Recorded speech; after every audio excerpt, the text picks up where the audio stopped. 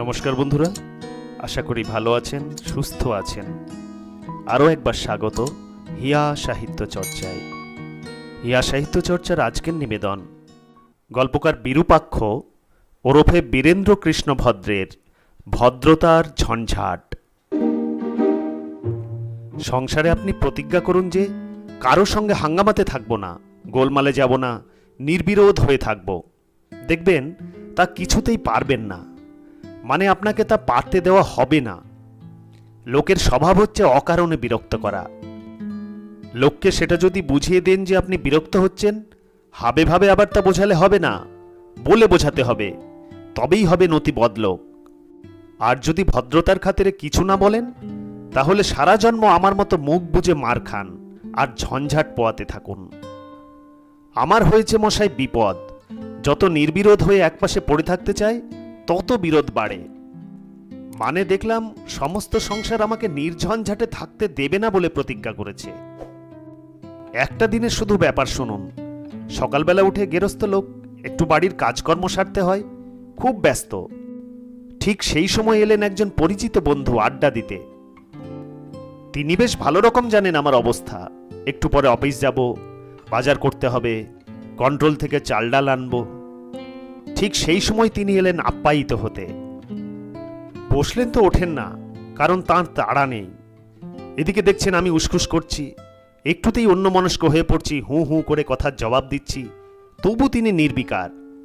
শেষকালে বাধ্য হয়ে উঠে পড়লুম এবং চক্ষুলজ্জার মাথা খেয়ে দেতো হাসি হেসে বলে ফেললুম, আচ্ছা আজ তাহলে উঠি, আবার অফিস যেতে হবে। ও, তাড়া আছে বুঝি?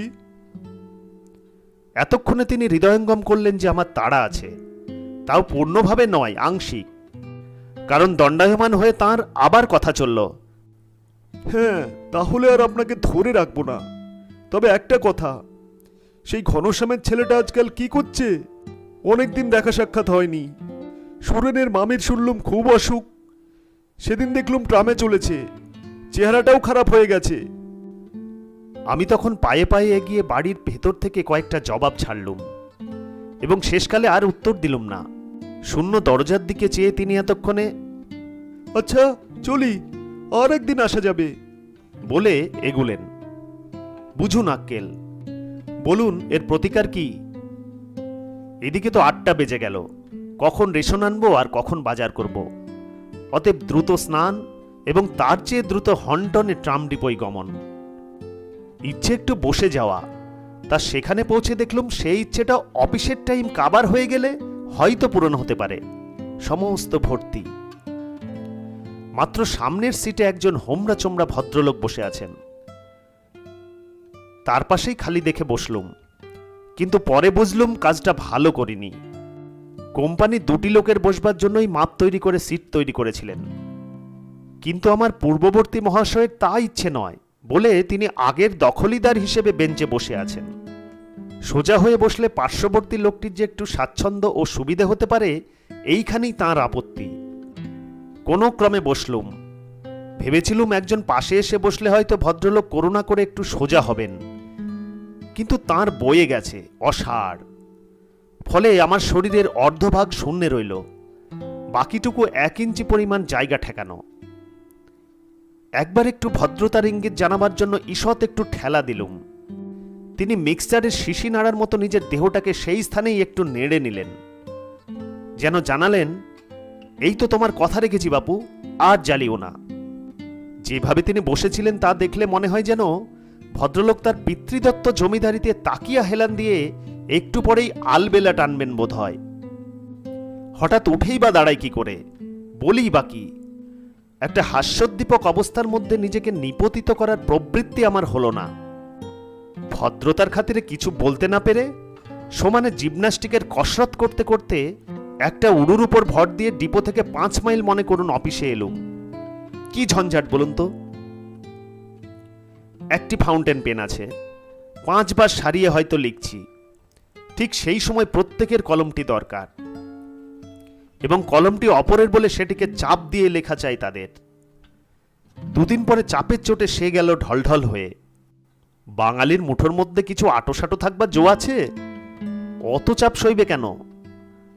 তা সর্বসময় লোককে কি বলা যায় যে মশাই একটু আলতো চাপ দিন? কি ঝঞ্ঝাট বলুন তো? যদি না দিই লোকে বলবেন একবার দিলে কি ক্ষয়ে যাবে? কিন্তু ওদিকে আমি যে দিতে দিতে ক্ষয়ে গেলুম সেটা বুঝছেন কি? সিগারেট আজকাল গুরুজনের সামনে খাওয়া ভালো, কারণ তারা চাইবেন না, কিন্তু বন্ধু বান্ধবের সামনে প্যাকেট খোলার জো আছে। আড়ালে খুলে খান, তখনই শুনবেন একটা দেখি ভাই। কেউ আবার তাও বলেন না, শুধু দুটো আঙুল বাড়িয়ে দেন, অর্থাৎ তাতে সিগারেটটা পরিয়ে দাও, এইভাবে। বুঝুন ব্যাপার। মাইনের টাকা নিয়ে বাড়ি এসেছি। 3 জন মহা বিপদগ্রস্ত হয়ে উদ্ধারের জন্য আমার কাছে ছুটে এলেন। কিছু ধার দাও, 3 দিনের পরেই ফিরিয়ে দিয়ে যাব। না যদি দিই ভদ্রতায় বাঁধে, আর যদি দিই বাড়িতে কুরুক্ষেত্র হয়।